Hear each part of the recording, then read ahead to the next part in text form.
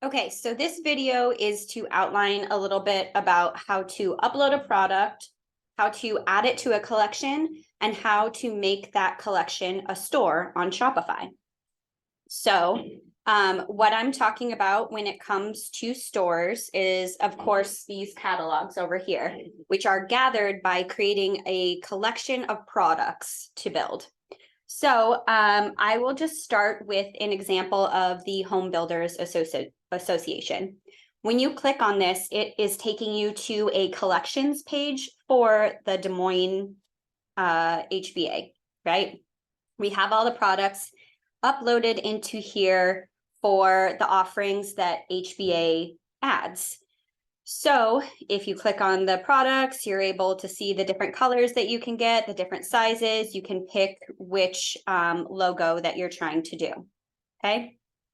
Now, if I wanted to edit this store, what I would end up doing is going into products here and into collections, and then going to Home Builders Association Custom Apparel.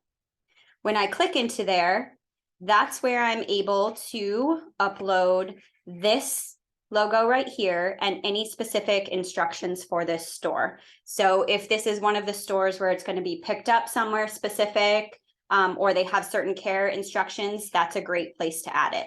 And you'll be adding that on the collections page of there, the logo and the titles. From there, what we do is we can add the products. So what we did is when we uploaded products to the store, what we ended up doing is renaming them all HBA Carhartt or HBA New Era. And then we selected anything that belongs in there by filtering out the HBA, okay? You can also, because I have it on sort manually, you could drag this up at any time. Let's say this is a more important item. Now, when you're on the collections, that item is one of the second ones that you see, okay? So you can easily reorder them and anything there. Now, if it's something to do with changing a price for an item that's already built, I could click on this item, which is going to take me to the t-shirt. And now this information was uploaded using the CSV as well as the blank photos. When it comes to the other photos, those are just mock-ups that we dragged into Canva using a screenshot of the original photo and putting a logo on there.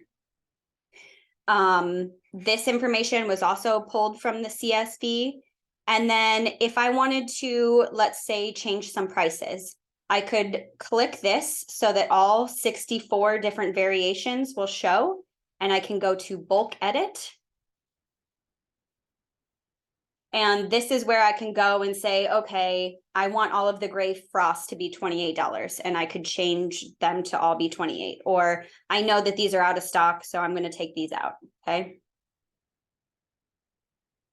But I know another one of the purposes that we're looking for today is that not all of the collections are in this dropdown, right?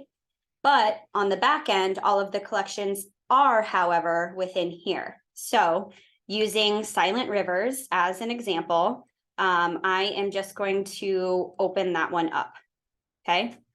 While you can't get to it from this drop-down menu, you can get to it by going to More Actions, or sorry, you can get to it by going to View. And now you can see the actual collection page, which you can copy this URL, and that's the unique URL that's always going to drag them to that page. But going back to the back end, same thing as the HBA. There's a logo in here. There's certain instructions that are to it. This is where we went ahead and typed in Silent Rivers and made sure that all of those were showing. However, I know that today we want to remove one item.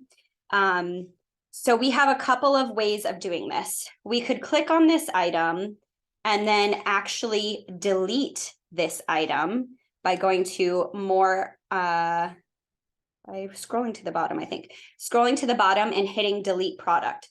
This will delete it from your store completely. However, this is one that we deleted before and we were told to add back in. So I'm a little skeptical to delete it from the whole product catalog Instead, what you could do in case they change their mind that they want to add it back in is just hit X, and now it's no longer in their collection.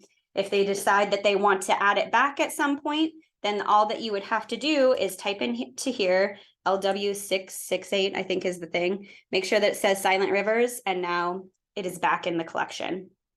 Okay. So I'm just going to remove one of the shirts requested, the LW668, so that you can go in and try this for yourself for the other one.